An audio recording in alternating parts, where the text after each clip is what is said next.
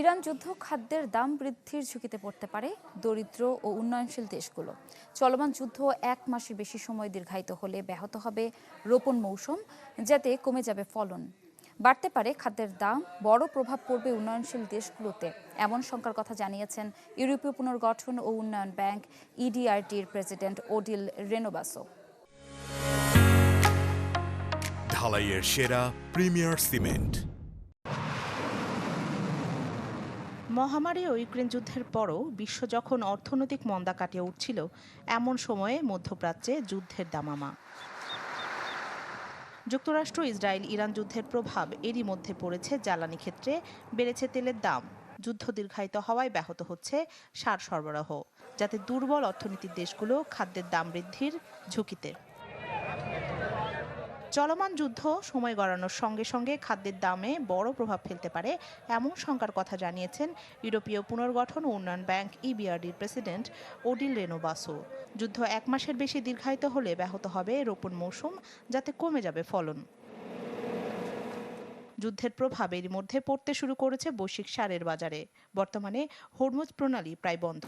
এই পথ দিয়েই যায় বিশ্বের প্রায় 30% সার। এছাড়া অ্যামোনিয়া ও ইউরিয়া সারের বড় সরবরাহকারী উপসাগরীয় দেশগুলো। এমন পরিস্থিতিতে 65 থেকে 70% বৈশ্বিক সার সরবরাহ আছে ঝুঁকিতে, যাতে সারের দাম বেড়েছে 30 থেকে 40% পর্যন্ত।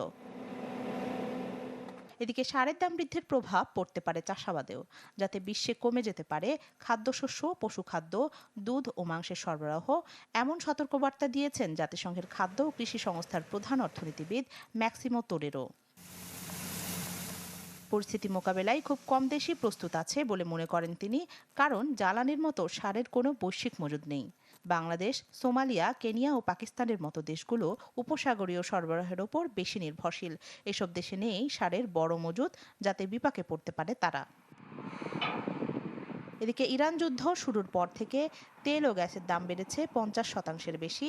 এতে বাড়ছে গম, ভুট্টা, চাল ও ভোজ্য তেলের মতো পণ্যের দাম। আর আতঙ্কে কেনাকাটা ও অতিরিক্ত মজুদে সংকট হচ্ছে আরও গভীর। যুদ্ধ না থামলে ভবিষ্যতে উন্নয়নশীল দেশগুলোর মানুষ খাবার জোগাড় করতেই হিমশিম খাবে শঙ্কা বিশেষজ্ঞদের।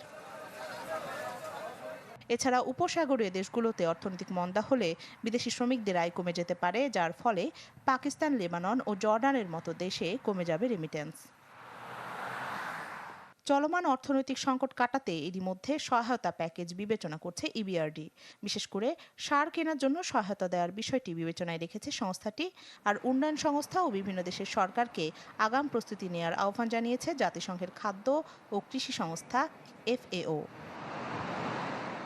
রাখি জেসমিন, চ্যানেল 24।